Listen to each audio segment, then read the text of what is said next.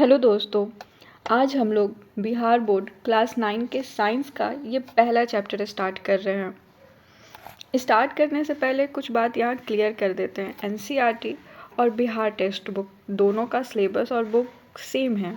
Okay, हमारा लक्ष्य रहेगा कि एक एक करके हम सारे चैप्टर को कवर करें। इसके बाद अन्य विषयों को भी कवर करेंगे। साथ में विषय वाइज MCQ वीडियोज़ भी लाने का प्लान है हमारा। चलिए, तो ये हो गया हमारा शॉर्ट इंट्रोडक्शन। आइए शुरू करते हैं विज्ञान का यह पहला चैप्टर, जिसका नाम है हमारे आसपास के पदार्थ।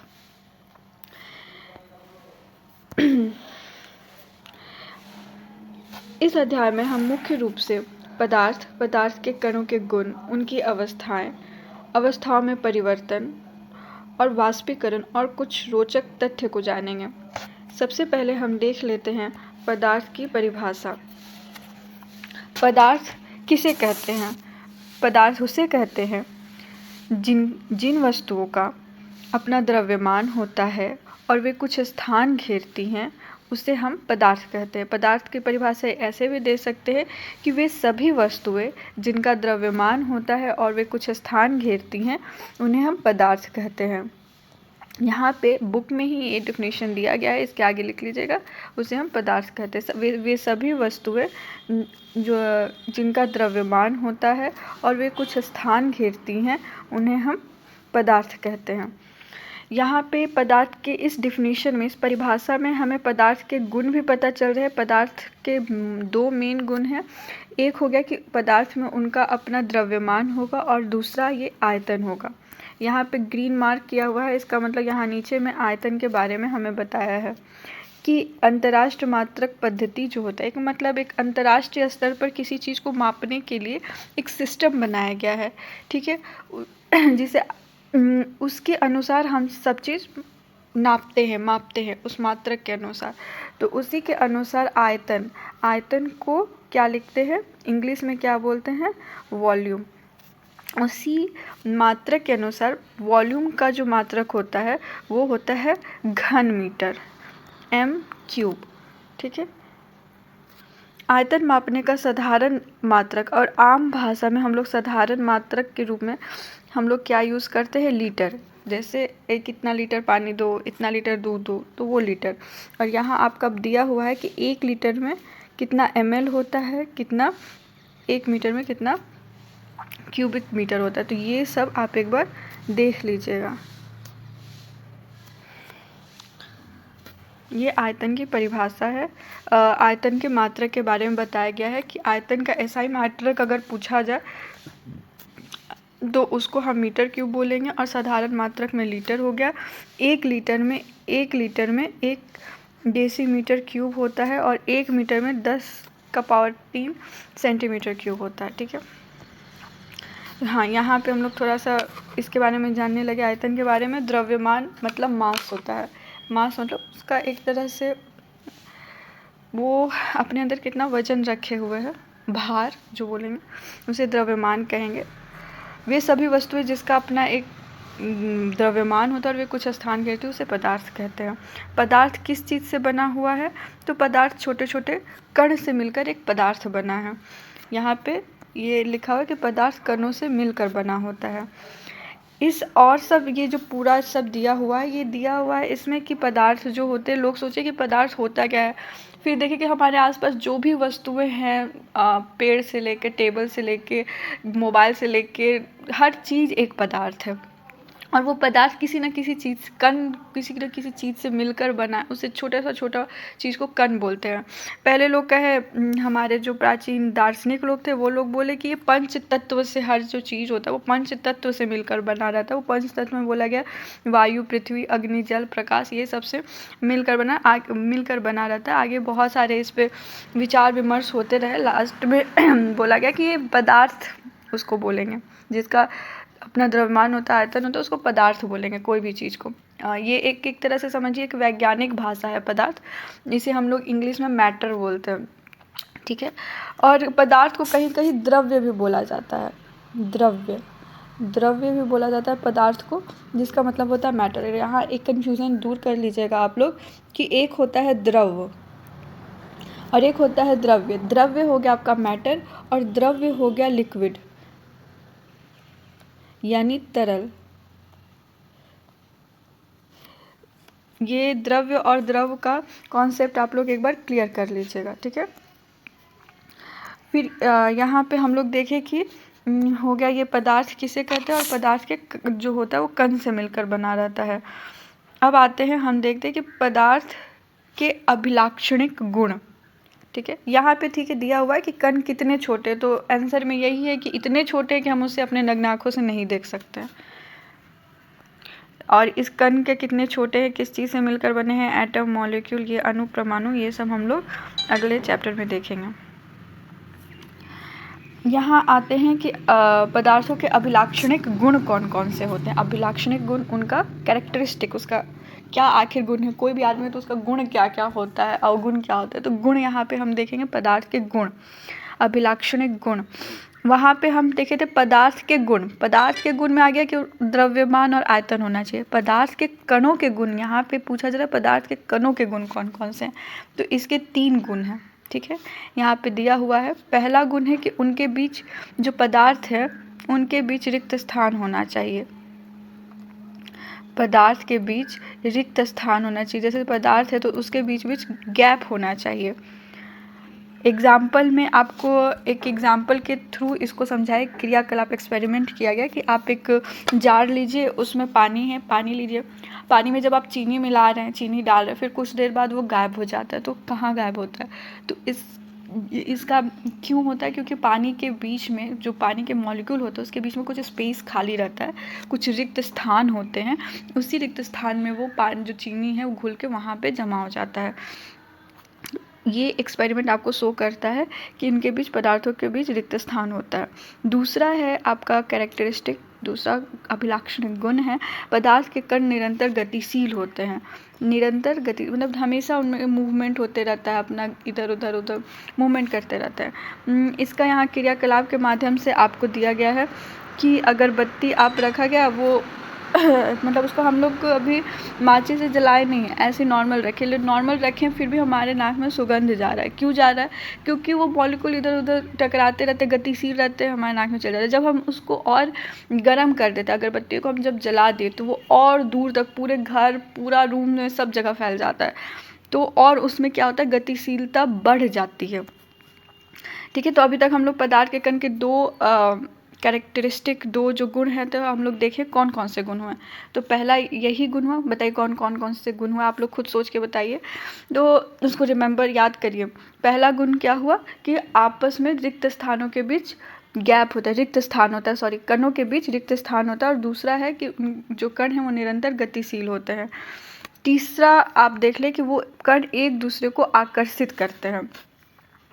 जो भी पदार्थ के कण होते हैं वो एक दूसरे को आकर्षित करते हैं। जैसे कि ये एक पदार्थ है, ठीक है, इसके बीच ये कण है, ये कण के बीच ये एक कण है, इसके कण और इसके कण के बीच एक रिक्त स्थान है, ठीक है, खाली है, और थोड़ा सा इसके बीच में फोर्स लगता है, एक बल लगता है, एक आकर्षण बल लगता है। इस आकर्षण बल को बोलते हैं अंतर आणविक बल। अंतर आणविक बल, इसको लिख लीजिएगा। क्वेश्चन ऑब्जेक्टिव भी आता है कि अंतर आणविक बल किसे कहते हैं। आप बोल देता है कि कणों के बीच में लगने वाले बल को क्या कहते हैं, तो अंतर आणविक बल कहते हैं, ठीक है। जिसके कारण पदार्थ के कण एक दूसरे से मिल के रहते हैं। अगर नहीं रहेगा कण तो बिखर जाएंगे। और ये कण होते ही हैं तभी, जैसे पानी हुआ, ये पानी के ही, मान लीजिए पानी के ही कण है, इनके बीच एक फोर्स ऑफ अट्रैक्शन लग रहा है। हम यहाँ बीच में एक लकड़ी डालते हैं, फिर निकाल लेते हैं, फिर पानी के बीच में स्पेस बना और फिर वो निकल गया तो सब पानी एक दूसरे में जुड़ गया। तो ये आकर्षण बल के कारण ही होता है। या जो नाव का गोताखोर है, गोता इसमें डालता है तो इसके बीच में आ जाता है, फिर निकालता है तो फिर सब पानी आपस में जुड़ जाते हैं। तो ये एक तरह से एग्जाम्पल भी हो गया। यहाँ पे जो हम लोग दूसरा कैरेक्टरिस्टिक पढ़े कि गतिज ऊर्जा वाला, तो उसके बारे में यहाँ पे दिया हुआ है कि पदार्थ के कण जो होते हैं निरंतर गतिशील होते हैं, उनमें गतिज ऊर्जा होती है। तापमान बढ़ने के कारण कणों की गतिज ऊर्जा तेज हो जाती है। इसलिए हम कह सकते हैं कि तापमान बढ़ने से कणों की गतिज ऊर्जा भी बढ़ जाती है। यहाँ पे कह रहा है कि अगर जो भी हर कण है, अगरबत्ती का ही एग्जाम्पल लिए, अगर हम उसको जला देते हैं तो उसका जो धुआं निकलता है बहुत दूर तक पूरे कमरे पूरे घर में फैल जाता है। तो इसका कारण क्या है कि जब हम इसका तापमान बढ़ा तो उसका गति ऊर्जा मतलब जो उसके कण हैं, उसके कण में इतना एनर्जी आ गया कि वो एकदम तेज़ी से भागने लगा, गति करने लगा, इधर से उधर दौड़ने लगा, तो वो गतिज ऊर्जा हो गया। ठीक है, गतिज ऊर्जा मतलब समझिए गति करने में जो लगा ऊर्जा या ऊर्जा जिससे वो गति करने लगा उसको गतिज ऊर्जा बोले, तो वो बढ़ जाता है। और एक और चीज़ है इसमें विसरण के बारे में पढ़िए। विसरण मतलब होता है डिफ्यूज़न, जिसको इंग्लिश में हम लोग बोलते हैं डिफ्यूज़न। देखिए आपको इंग्लिश वर्ड भी साथ साथ याद रखना चाहिए। एक तरह से आपके लिए ऐसा नहीं कि आप हिंदी माध्यम में हैं तो आपको अंग्रेजी के शब्द ही नहीं आ रहे हैं, या आप अंग्रेजी माध्यम में हैं आपको हिंदी के शब्द ही नहीं पता है। एक तरह से ये एक ग्लोबल वर्ल्ड स्टार्ट हो चुका है जिसमें आपको हिंदी इंग्लिश दोनों माध्यम की जानकारी ज़रूरी है। तभी आप आजकल मोबाइल यूज़ कर पा रहे हैं। तो क्यों ऐसा थोड़ी ना है कि नहीं हम हिंदी जान रहे हैं तो हम इंग्लिश नहीं हम समझ पाएंगे बोल पाएंगे। आप इंग्लिश जान रहे हैं तभी आप मोबाइल चला पा रहे हैं। तो आज के समय में दोनों का अपना अपना महत्व है। ठीक है, तो यहाँ हम लोग हिंदी इंग्लिश दोनों वर्ड लेके चलेंगे। विसरण का मतलब होता है डिफ्यूज़न। यहाँ पे आपको दिया हुआ है कि दो विभिन्न पदार्थों के कणों का स्वतः मिलना ही विसरण होता है। आगे हम कहेंगे कि एक क्वेश्चन आता है कि खाना जो होता है, जो हम लोग खाना खाते हैं वो जब गर्म रहता है उसका सुगंध दूर तक क्यों चला जाता है, और ठंडा खाना का फ्रिज से निकाला हुआ हम लोग रखते हैं खाना उसका सुगंध ही नहीं आता है। तो ऐसा क्यों है? क्योंकि गर्म खाने का विसरण तेज़ी से होता है। उसमें गर्म खाने का यहाँ पे जो दिया हुआ है कि गर्म खाने का तापमान ज़्यादा होता है, उसमें गतिज ऊर्जा ज़्यादा होती है, और गतिज ऊर्जा ज़्यादा होने से उसका विसरण जो आपस में दूसरे खाना का जो सुगंध है और वो जो हमारे आसपास में जो वायु है उसके साथ जो विसरण है वो तेज़ी से होता है। ठीक है, इसी कारण जो गर्म खाने का सुगंध हम लोग को दूर से भी आ जाता है। ठीक है, ये हो गया। तो हाँ, हम लोग 3 गुण पढ़े हैं। ये 3 गुण आप लोग ध्यान में रख लीजिएगा कि वो कौन कौन से गुण हैं। यहाँ पे क्वेश्चन भी है, पदार्थों के कणों की क्या क्या विशेषताएं हैं। तो आप लोग पढ़े हैं ना पदार्थों के कणों की विशेषताएं। 3 विशेषताएं आप लोग पढ़े हैं। 3 विशेषताओं में एक रिक्त स्थान हो गया, दूसरा हो गया कि वो गतिशील होती है, तीसरा हो गया कि उनके बीच आकर्षण बल एक काम करता है जिसे अंतराण्विक बल भी कहते हैं। ठीक है, अब आते हैं पदार्थ की अवस्था। ये जो सब क्वेश्चन है इसको हम बाद में एक ही बार हम करके सब क्वेश्चन को एक बार देख लेंगे। ठीक है, ये सब जो क्वेश्चन है बीच बीच में और भी क्वेश्चन है, एक बार में हम उस सबको क्लियर कर लेंगे लास्ट में। पहले हम ये देख लेते हैं। फिर आता है पदार्थ की अवस्था। हम पदार्थ की परिभाषा, पदार्थ के गुण देख लिए, पदार्थ के कणों के गुण देख लिए, ना पदार्थ की अवस्थाएं देखते हैं। तो पदार्थ की अवस्थाएं कितनी होती हैं? 3 होती हैं। ठीक है, पदार्थ की अवस्थाएं कितनी होती हैं? 3। कौन कौन सी? सॉलिड, ठोस, लिक्विड, द्रव, gas. Solid, liquid and gas. Okay, यहाँ पे क्लियर हो गया कि कौन कौन सी अवस्थाएं होती हैं? 3 अवस्थाएं होती हैं, सॉलिड, लिक्विड और गैस। ठीक है, ये हुआ सॉलिड। अवस्थाएं मतलब स्टेट ऑफ मैटर, इसको बोलते हैं इंग्लिश में आप बोलेंगे अवस्थाएं हो गई तो स्टेट ऑफ मैटर बोला जाता है कि कितने स्टेट ऑफ मैटर होते हैं। तो 3 होते हैं, solid, liquid and gas. Solid कैसा होता है? सॉलिड का देखिए स्ट्रक्चर एकदम, ये एक सॉलिड है, मान लीजिए कि ये टेबल ही हुआ आपका, इसके जो कण होते हैं वो एकदम पास पास रहेंगे। इनके कणों के बीच जो रिक्त स्थान होता है बहुत कम होता है। ठीक है, कण के बीच जो रिक्त स्थान हम बोल रहे हैं वो कम होता है, और जो बल होता है कण के स्थान एकदम नज़दीक है तो उसके बीच बल ज़्यादा लगेगा ना। अपने जो एक दोस्त है आप उसके साथ बैठे हुए हैं, एकदम नज़दीक बैठे हुए हैं, तो आप लोग ज़्यादा टाइट वे होके एक दूसरे का हाथ पकड़ सकते हैं। दूर हैं तो पकड़ने में दिक्कत होगा, तो वही है, पास है तो बल जो हो वो स्ट्रॉन्ग होता है, जो आकर्षण बल है वो ज़्यादा होता है, और स्पेस जो होता है, जो रिक्त स्थान है वो कम होता है। हो गया ठोस। ठोस में यहाँ पे देखिए ठोस की विशेषताएं दी हुई हैं। ठीक है, क्या क्या है देख लेते हैं। इनका एक निश्चित आकार होता है। ओके, चीज़ महत्वपूर्ण है, निश्चित आकार होता है, स्पष्ट सीमाएं और स्थिर आयतन होता है। दूसरा है कि आकार निश्चित रहता है, आयतन भी निश्चित रहता है, और तीसरा नगण्य स्पंदीयता। मतलब स्पंदीयता मतलब कॉम्प्रेशन। कॉम्प्रेस तो आप वर्ड सुने ही होंगे कि उसको हम कितना कॉम्प्रेस कर सकते हैं। और ये भी है कि बाह्य बल लगाने पर भी ठोस अपने आकार को बनाए रखते हैं, ठीक है। टूटते हैं लेकिन आकार नहीं बदलता, ये दृढ़ होते हैं, ठीक है। तो मेन जो आपको अभी तक क्या क्या 3 चीज़ आप लोग को अभी पता चला, ये कि उनका निश्चित आकार होता है, उनका निश्चित आयतन होता है, और नगण्य स्पंदीयता होती है। साथ साथ हम आपको इसके पहले जो ये तो 3 हो ही गया, चौथा आप लोग ये लिख सकते हैं कि इनके बीच अंतर आणविक बल अधिक होता है। इसको आप लिख लीजिएगा, यहाँ नहीं समझ में आ रहा है, अधिक होता है। और पांचवा हो गया कि इनके बीच ये अंतर आणविक जो रिक्त स्थान है, अणु कणों के बीच रिक्त स्थान, वो कम होती है।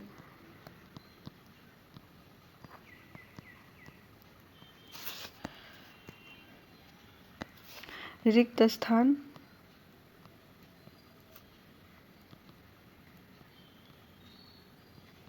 कम होते हैं।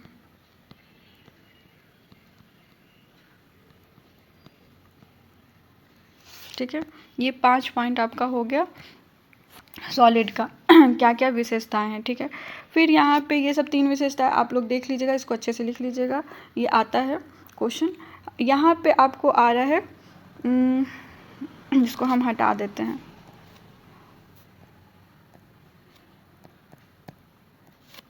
हाँ, यहाँ पे आता है आपका, ये 3 चीज़ देख लीजिए। यहाँ पे जो ये सब दिया हुआ है ये एक्सेप्शनल है, ठीक है। ये आपसे पूछ सकता है, या आप किसी से ऐसे ही थोड़ा सा उसका नॉलेज चेक करने के लिए आप किसी और से भी पूछ सकते हैं। अच्छा बताओ कि रबर बैंड हुआ, तुम कहते हो कि सॉलिड है, उसका आकार नहीं चेंज होता है, उसका आयतन नहीं चेंज होता है, बहुत कहते हो कि ये सॉलिड। तो रबर बैंड बताओ क्या है। रबर बैंड को तो हम खींचेंगे तो उसका तो शेप भी चेंज हो रहा है, साइज भी चेंज हो जा रहा है, तब तो ये सॉलिड होना नहीं चाहिए। तो ये लिक्विड है, तो कहेगा कि वो कंफ्यूज हो जाएगा कि हाँ भाई क्या हो सकता है। तो आप यहाँ बोलिएगा, क्या बोलिएगा, यहाँ पे दिया हुआ है कि रबर बैंड का एग्जाम्पल दिया है कि बाह्य बल लगाए जाने पर रबर बैंड का आकार बदलता है और बल हटाने पर पुनः अपने मूल आकार में आ जाता है। अत्यधिक बल लगाने पर यह टूटता है, ठीक है। यहाँ पे कह रहा है कि रबर बैंड जो होता है, हम उसका आकार तो बदल देते हैं, लेकिन ये आकार कैसे, अपने आप तो आकार नहीं बदल रहा, हम उस पर बाह्य बल लगा रहे हैं, और वो भी थोड़ा ज़्यादा बल लगा रहे हैं, अत्यधिक बल लगा रहे हैं, तो उसका चेंज हो रहा है शेप।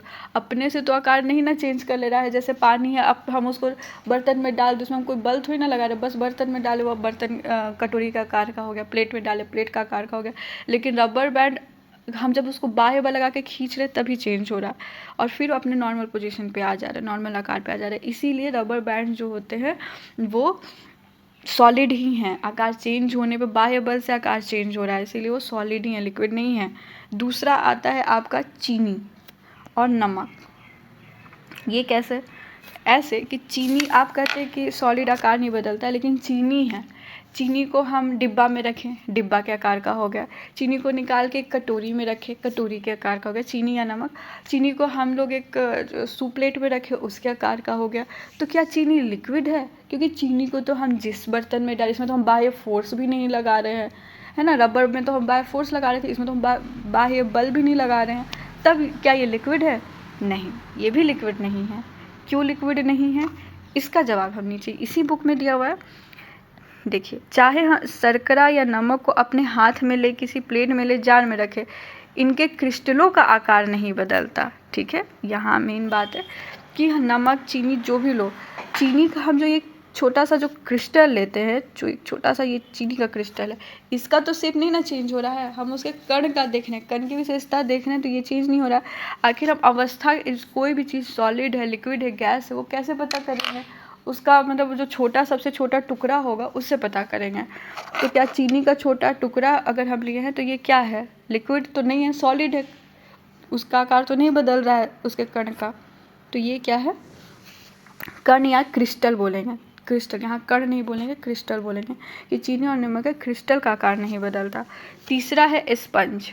स्पंज, अब स्पंज का भी अगर हम उसको दबा रहे हैं तो पिचक जा रहा है, फिर अपने साइज में आ जा रहा है, तो क्या वो भी ठोस है कि नहीं है?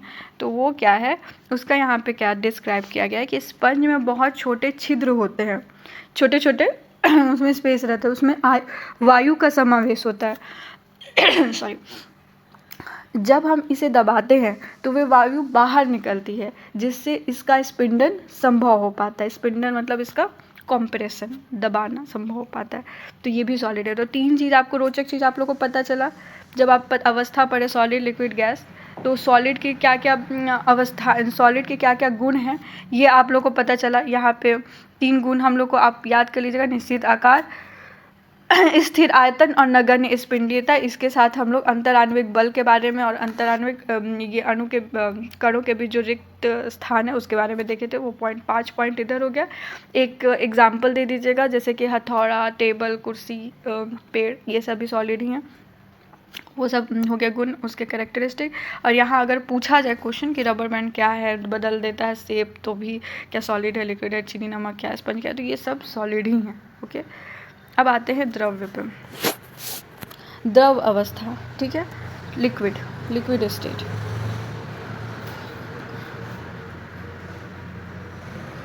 लिक्विड या इसको बोलेंगे तरल।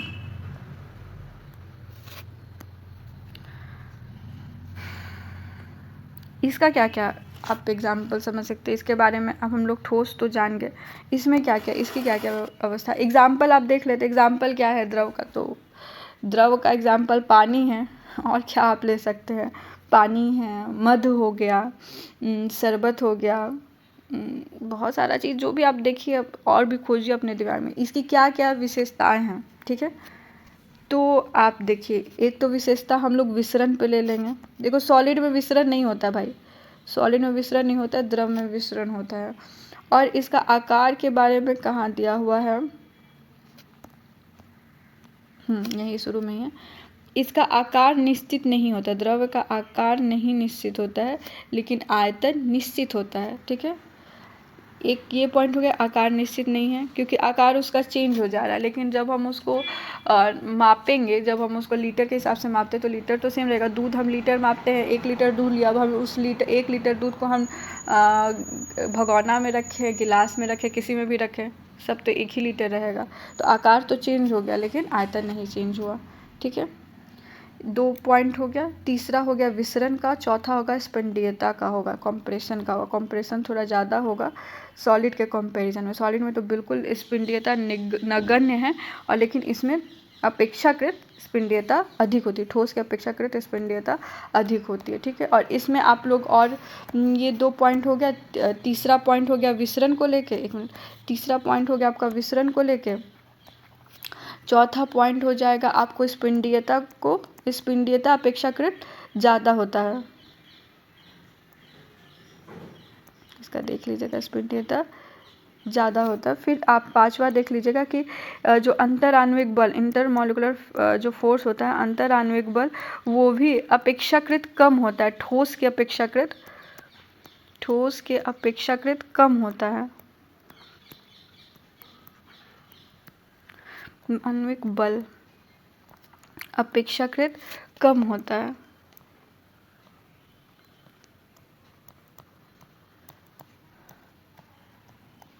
और ये जो ये द्रव के कणों के बीच जो रिक्त स्थान है वो ज़्यादा होता है, ठोस के अपेक्षाकृत ज़्यादा होता है।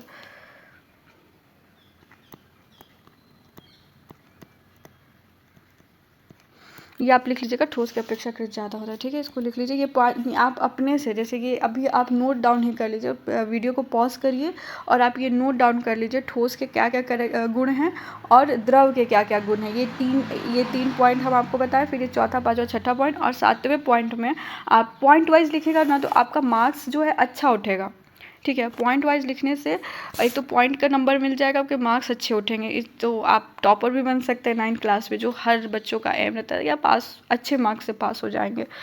ठीक है। तो इसमें पॉइंट वाइज लिखिएगा। तो ये 6 पॉइंट हो गया। 7वें पॉइंट में आप उदाहरण दे दीजिएगा।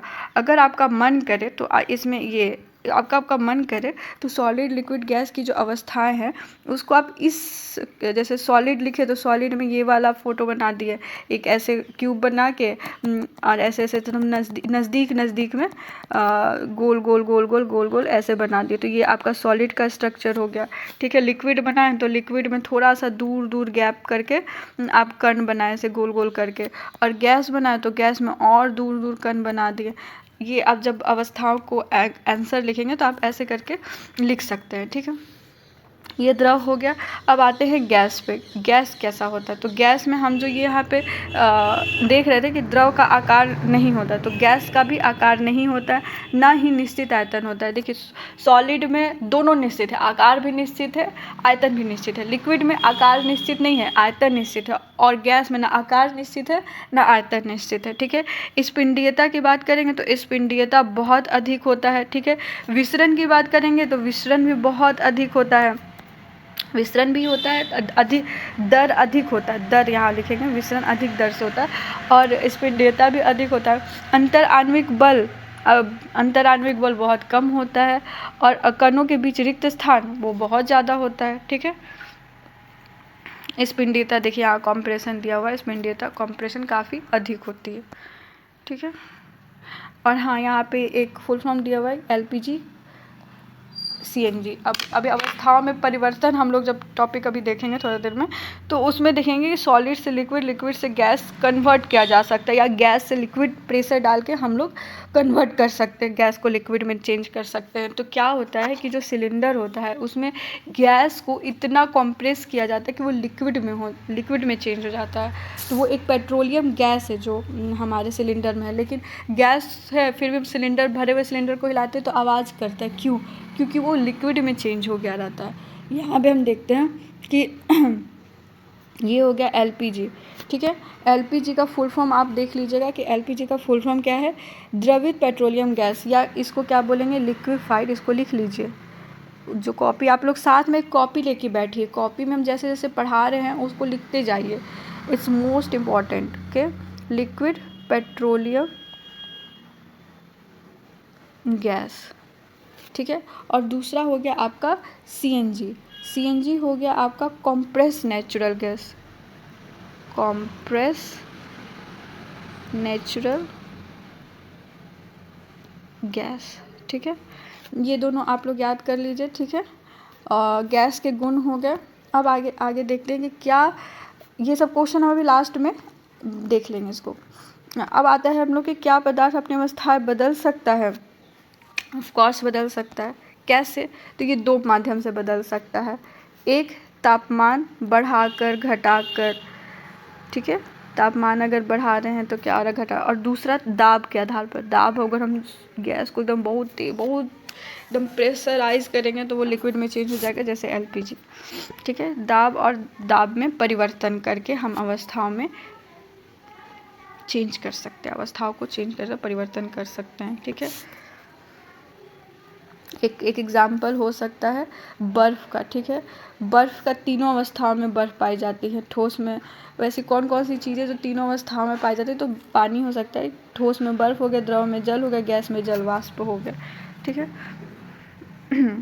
तापमान में परिवर्तन के प्रभाव क्या क्या, कैसे तापमान में परिवर्तन कर आप अवस्था में चेंज करते हो? यहाँ पे एक आपको एक्सपेरिमेंट दिया हुआ है कि गर्म हो गया, जल वाष्प बन गया, फिर उसको कैसे, ये एक्सपेरिमेंट का पूरा आपका दिया हुआ है, बताया हुआ है। यहाँ पे आप एक बात ध्यान रखिए कि कैसे, जैसे अगर हम तापमान बढ़े, जैसे पानी लिए, पानी को हम गर्म कर रहे हैं। ठीक है। या हम बर्फ़ लिए ना, तो ठोस। ठीक है। ठोस के तापमान को बढ़ाने पर उसके कणों की गतिज ऊर्जा बढ़ जाती है। गतिज ऊर्जा में वृद्धि होने के कारण कण अधिक तेज़ी से कंपन करने लगता है। ठीक है। यहाँ पे कह रहा है कि जैसे हम ठोस लिए हैं। ठीक है। इसमें हम ठोस लिए, जैसे कि चीनी ही ले लिए। ठीक है। चीनी के क्रिस्टल है इसमें। क्या होता है, हम यहाँ पे तापमान बढ़ा रहे हैं। यहाँ पे हम स्टार्ट कर दिए है बर्नर। ये देखिए बर्नर, यहाँ पे बर्नर हम स्टार्ट कर दिए। ये मान लीजिए बीकर है, ठीक है। और इसमें हम ये चीनी डालें, चीनी में क्या हो रहा है कि हम यहाँ पे स्टार्ट करें, इससे क्या हो रहा है कि गति जुड़ जाए, इसके बीच में जो कण है आराम से सोए हुए थे, जैसे ही हम उनको आग दे रहे हैं उसमें ऊर्जा आ रही है, वो एकदम इधर से उधर तड़फड़ाने लग रहे हैं, इधर उधर भागने लग रहे हैं, इधर उधर भागने लग रहे हैं ना, तो क्या हो रहा है कि और ज़्यादा मतलब और भागने का मतलब और ऊर्जा मिला और भाग रहे, तो क्या हो रहा है कि दूर होते जा रहे हैं, उसके कण आपस में टकरा टकरा के दूर हो रहे हैं। गतिज ऊर्जा में वृद्धि के कारण अधिक तेजी से कंपन कर रहे हैं और ऊष्मा के द्वारा प्रदत्त की गई ऊर्जा कणों के बीच आकर्षण बल को पार कर देती है। तो जो जैसे कि सॉलिड एकदम नज़दीक नज़दीक करके एकदम आकर्षण बल मजबूत है, वो आकर्षण बल टूट जाता है कि छोड़ो भाई, हमको इतना एनर्जी, हमको भागना है, बस भाग रहे एक दूर दूर भाग रहे हैं, तो वो जो आकर्षण बल है वो टूट जाता है, उसको पार कर लेते हैं और इस कारण कण अपने नियत स्थान को छोड़कर अधिक स्वतंत्र होकर गति करने लगते हैं।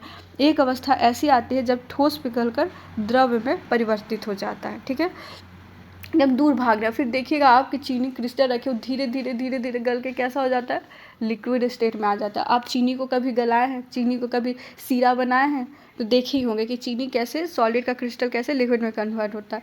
तो और यहाँ पे आपको एक परिभाषा मिलती है गलनांक। गलनांक को क्या बोलते हैं इंग्लिश में, मेल्टिंग पॉइंट। ठीक है, वह पॉइंट जिस पे कोई सॉलिड मेल्ट होता है उसको बोलते हैं मेल्टिंग पॉइंट। वह पॉइंट, वह अंग, वह जिस पे कोई ठोस गल जाता है, गलना, इसको गलनांक। ठीक है, वह पॉइंट तो जिस तापमान पर ठोस पिघलकर द्रव में बदल जाती है उसे कहते हैं गलनांक। ठीक है, बर्फ़ का गलनांक आपसे पूछा जा सकता है ऑब्जेक्टिव क्वेश्चन में कि बर्फ़ का गलनांक कितना होता है, तो आप कहिएगा 273.16 केल्विन। ठीक है, 16 केल्विन। ठीक है, बर्फ़ जो होता है उसका सेल्सियस क्या होता है, डिग्री क्या होता है, तो 0 डिग्री होता है। तो 0 डिग्री बर्फ़ होता है, तो 0 डिग्री पे बर्फ़ भी पाया जाता है और लिक्विड भी होता है। ठीक है, यहाँ पे हम देख लेते हैं तापमान का अंतर्राष्ट्रीय मात्रक एसआई मात्रक केल्विन है, याद कर लीजिएगा। वॉल्यूम का एसआई मात्रक क्या था, मीटर क्यूब। साधारण में हम लोग क्या कहते थे, लीटर। वैसे ही तापमान का एसआई मात्रक क्या है, केल्विन। साधारण भाषा में हम ज़्यादातर यूज़ क्या करते हैं, डिग्री सेल्सियस। ठीक है, तो हम लोग ये भी याद कर लेंगे कि 0 डिग्री सेल्सियस यानी 273.16 केल्विन, 273 केल्विन होता है। ठीक है, तो और हम लोग सुविधा के लिए ये जो 0.16 है उसको लिखते नहीं है, बस 273 हम लोग याद कर लेते हैं। ठीक है, तो 273 भी लिखिएगा तो इट्स नॉट रॉन्ग। ठीक है, यहाँ पे ये भी है कि किसी ठोस का गलनांक उसके कणों के बीच आकर्षण बल के सामर्थ्य को दर्शाता है। ये हो गया आपका तापमान में परिवर्तन। तापमान में परिवर्तन हम लोग ये देखें ठोस से द्रव में चेंज हो जा रहा है, लेकिन एक और चीज़, मेल्टिंग पॉइंट परिभाषा जाने, एक और चीज़ हम लोग पढ़ेंगे, वो पढ़ेंगे गुप्त ऊष्मा। आपको इस चैप्टर में बहुत नई नई चीज़ें मिल रही हैं पढ़ने को। ठीक है, बहुत नई नई चीज़ें। एक हो गई गुप्त ऊष्मा। 8 क्लास आप लोग का बीत गया, ठीक है, आप लोग ने बहुत जानकारी ली, लेकिन जो 9th क्लास है is the next level of your education journey.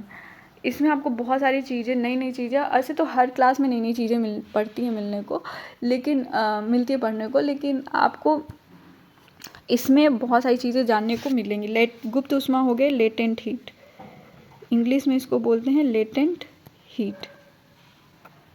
गुप्त ऊष्मा मतलब इसकी जो ऊष्मा है वो छिपी हुई है, कहीं गुप्त है, छिपी हुई है। क्या होता है यहाँ पे आपको एक्सप्लेन किया हुआ है। क्वेश्चन है कि किसी ठोस के गलने की प्रक्रिया में तापमान समान रहता है, ऐसे में ऊष्मीय ऊर्जा जाती कहाँ है, कहाँ जाती है। मतलब अगर हम बर्फ़ को पिघाल के लिक्विड जल में होगा फिर भी वो ठंडा का ठंडा ही रहेगा, एकदम ठंडा। नापोगी थर्मामीटर से तो 0 डिग्री का 0 डिग्री सेल्सियस ही दिखाएगा। लेकिन क्या है कि एक तरफ वही अवस्था 0 डिग्री पे ही वो ठोस भी है और वो जल में भी है, लेकिन वो बीच में उसमें ऊर्जा गई कहाँ। ठीक है, गलने, यहाँ पे हम इसको पढ़ लेते हैं। गलने के प्रयोग की प्रक्रिया के दौरान आपने ध्यान दिया होगा गलनांक पर पहुँचने के बाद जब तक संपूर्ण बर्फ पिघल नहीं जाता तापमान नहीं बदलता। बीकर को ऊष्मीय प्रदान करने के बावजूद भी ऐसा होता है, मतलब हम उसमें ऊर्जा दे रहे हैं, बीकर ऑन है, आग जल रही है, लेकिन फिर भी जब तक पूरा बर्फ पानी में नहीं बदलता, उसका तापमान नहीं बदलता, तो वो आखिर ऊर्जा जाती कहाँ है। आप कहेंगे अरे बर्फ़ पिघल के पानी में बदल रहा है तो उसमें जा रहा है, तो हाँ वही बर्फ़ के कण जो होते हैं वो आपस में जो तोड़ने में उसको वो जो ऊर्जा लग रही है, जो आकर्षण बल तोड़ने में जो ऊर्जा लग रही है, वो ऊर्जा कहाँ से ले रहा है, उसी में से ले रहा है। और वो बाहर दिख भी नहीं रहा, क्योंकि वो अपने आपस में ही ना झगड़ा करके सुलझा रहे कि नहीं हमको अलग कर दो, हम अब लिक्विड में चेंज होना चाह रहे हैं। तो कणों के पारस्परिक आकर्षण बल को वशीभूत कर, मतलब उसको तोड़कर पदार्थ की अवस्थाओं को बदलने में इस ऊष्मा का प्रयोग होता है। चूंकि तापमान में बिना किसी तरह की वृद्धि दर्शाए इस ऊष्मीय ऊर्जा को बर्फ अवशोषित कर लेती है। यह माना जाता है कि यह बीकर में ली गई सामग्री में छुपी है, जिसे गुप्त ऊष्मा कहते हैं। ठीक है, गुप्त ऊष्मा वह ऊष्मा होती है जो अवस्थाओं में परिवर्तन के फलस्वरूप उसके कणों के पारस्परिक आकर्षण बल को वशीभूत करने के लिए प्रयोग में लाई जाती है। उस ऊष्मा को गुप्त ऊष्मा कहते हैं। एक तरह से यहाँ से यहाँ तक, यहाँ से यहाँ तक जो है इसका आपका ये हो गया, सॉरी आपका गुप्त ऊष्मा का डेफिनेशन हो गया। गुप्त ऊष्मा दो तरह के होते हैं। ठीक है, यहाँ पे गुप्त ऊष्मा देखेंगे तो गुप्त ऊष्मा भी दो तरीके के होते हैं। लेटेंट हीट दो तरीके के होते हैं, latent heat of fusion, latent heat of melting. संगलन की प्रसुप्त ऊष्मा या गुप्त ऊष्मा। ठीक है, गुप्त ऊष्मा, क्योंकि गुप्त ऊष्मा दो क्यों है, क्योंकि हम सॉलिड से लिक्विड और फिर लिक्विड से गैस में चेंज कर रहे हैं। तो जब हम लोग सॉलिड से लिक्विड में चेंज कर रहे हैं तो इसको हम लोग बोलेंगे गलना होता है, तो संगलन। ठीक है, संगलन की गुप्त ऊष्मा हो गई। और जब हम लोग लिक्विड से गैस में चेंज करेंगे तो ये होगा वाष्पीकरण की गुप्त ऊष्मा। ठीक है, गुप्त ऊष्मा दो तरह की होगी, संगलन की प्रसुप्त ऊष्मा और दूसरा होगा वाष्पीकरण की गुप्त ऊष्मा। तो इसका यहाँ डेफिनेशन भी दिया हुआ है, एक मिनट इसको सब हटा देना।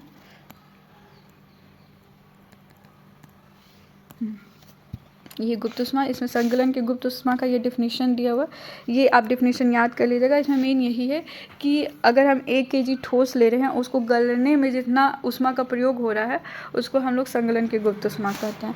वायुमंडलीय दाब पर 1 kg ठोस को उसके गलनांक पर द्रव में बदलने में जितनी ऊष्मीय ऊर्जा की आवश्यकता होती है उसे संगलन की गुप्त ऊष्मा कहते हैं। अर्थात 0 डिग्री पर जल के कणों की ऊर्जा उसी तापमान पर बर्फ के कणों की ऊर्जा से अधिक होती है। ठीक है, हाँ, ये कैसे करा, अधिक कैसे होता है, तो अगर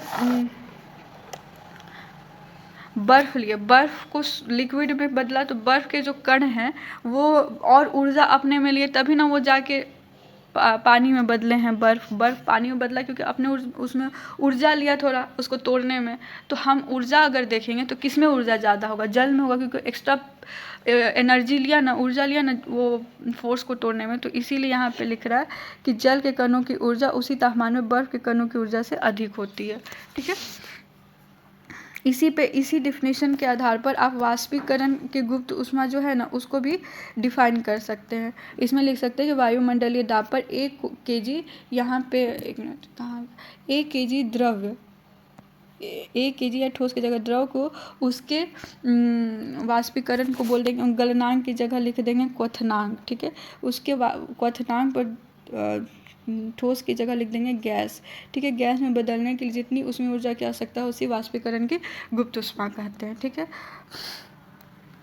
इसमें लिख देंगे कि 100 डिग्री, यहाँ पे लिख देंगे 100 डिग्री 373 हो जाएगा केल्विन पर वाष्प की कणों की ऊर्जा उसी तापमान पर द्रव के कणों की ऊर्जा से अधिक होती है। मतलब वाष्प द्रव, और इसको बदल के आप इसके डेफिनेशन को भी आप हमको लिख के बताइएगा कि इसका क्या डेफिनेशन अपने से तैयार करके।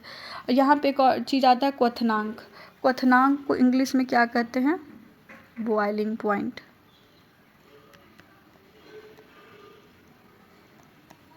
ठीक है, वह पॉइंट जिस पे बॉयल हो जाए, जिस पे क्वथन होने लगे। वायुमंडलीय दाब पर वह तापमान जिस पर द्रव बनने लगे उसे क्वथनांक बोलते हैं। ठीक है, वायुमंडलीय दाब का भी कहीं पे नीचे में एक्सप्लेन किया हुआ था। यहाँ पे आप देख लीजिए कि जल का जो है क्वथनांक कितना होता है, 100 डिग्री सेल्सियस वाष्प में बदलता है 373 केल्विन। 100 डिग्री सेल्सियस में 100 में 273 ऐड कर देंगे तो 373 केल्विन में कन्वर्ट हो जाएगा। ठीक है, यहाँ पे आपका यहाँ पे एक ये दिया हुआ है, इसको देख लीजिए कि ठोस में हम ऊष्मा दिए, द्रव में चेंज हुआ, द्रव को ऊष्मा दिए, गैस में चेंज हुआ, गैस में को शीतल के द्रव में चेंज हुआ, द्रव का शीतल के ठोस में चेंज हो गया। ये आप लोग तापमान के आधार पर अवस्थाओं के परिवर्तन में ये फ्लो चार्ट बना सकते हैं। अब आगे दाब परिवर्तन के बारे में, ठीक है।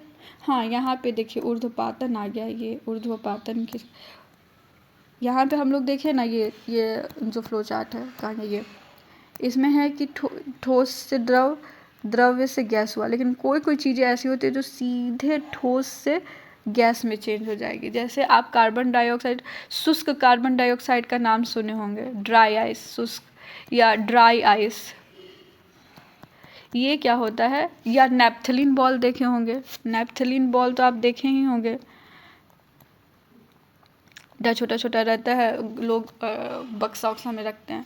वो क्या होता है कि ठोस रहता है, धीरे धीरे गायब हो जाता है, तो क्या होता है कि वो ठोस से सीधे गैस में चेंज हो जाता है। इसके कुछ एग्जांपल है, ड्राई आइस, नेपथलीन बॉल, कपूर, ये सब आप एग्जांपल हो गए। तो इसको हम लोग, इस प्रोसेस को क्या बोलते हैं, ऊर्ध्वपातन बोलते हैं। ऊर्ध्वपातन, इसको इंग्लिश में बोलते हैं सब्लिमेशन, ठीक है।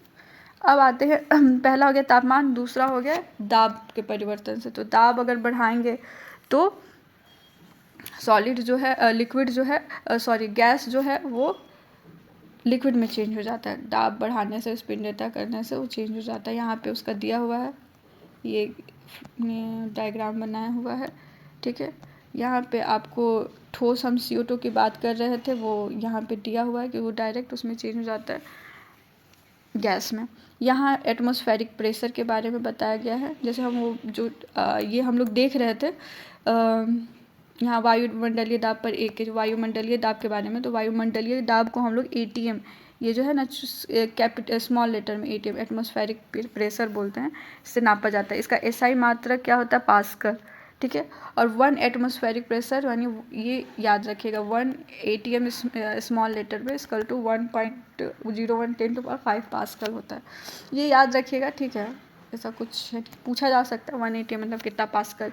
SI यूनिट क्या है प्रेशर का, तो पास्कल है। 3 SI यूनिट अभी तक देख लिया आप लोग, ठीक है। ये हो गया सब चीज़।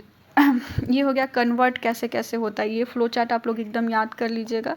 मेन उसमें और इसमें ये वाला मेन महत्वपूर्ण है, ठीक है। सॉलिड से लिक्विड, वो तापमान का दिया हुआ है, ये जो ऊपर में है ये तापमान का दिया हुआ है, कैसे कैसे चेंज हुआ। और जो ये है, ये पूरा स्टेट अगर दिखा रहे हैं अवस्थाओं में परिवर्तन, तो कैसे ठोस में गैस डायरेक्ट परिवर्तन हो जा रहा है, तो क्या बोलते हैं, ऊर्ध्वपातन। जो प्रोसेस को दिखा रहे हैं, तो हम लोग प्रोसेस याद करते हैं, वो वाष्पीकरण किसको बोलते हैं, इसमें कंडेंसेशन, संघनन जो हुआ, संघनन मतलब जब हम उसके तापमान को कम कर रहे हैं तो गैस से कैसे द्रव में हो जा रहा है, उसको कंडेंसेशन बोलते हैं, कंडेंस हो जाना। कंडेंस मिल्क होता है ना ठंडा किया हुआ मिल्क, कंडेंसेशन हो गया। इसको फिर जमाना बोलते हैं, फिर संगलन, ये हो गया ये संगलन, वाष्पीकरण, ऊर्ध्वपातन, ये सब आप लोग ये बना लीजिएगा, ठीक है। क्वेश्चन हम लोग लास्ट में सॉल्व करेंगे। अगला टॉपिक हम लोग वाष्पीकरण पढ़ेंगे, उसको हम लोग अगले वीडियो में देखते हैं। लंबा वीडियो हो गया काफ़ी, अगले वीडियो में उसको पढ़ते हैं। तब तक के लिए आप लोग इस वीडियो से जुड़े रहिए। अगले वीडियो में हम टॉपिक क्लियर करके क्वेश्चन सॉल्व करवा देते हैं, ठीक है। तब तक के लिए बाय दोस्तों। अगर आप लोग को अच्छा लगे तो लाइक शेयर सब्सक्राइब करिएगा, कमेंट करिएगा, जो भी आपको सवाल हो, जो भी पूछना हो आप नीचे कमेंट करिएगा, जिससे हमको अधिक से अधिक आप लोग के बारे में जानने में सुविधा होगी, और मैं उस अनुसार अपने वीडियोज़ में परिवर्तन करूँगी और आपको हेल्प करूँगी बताने में। Thank you.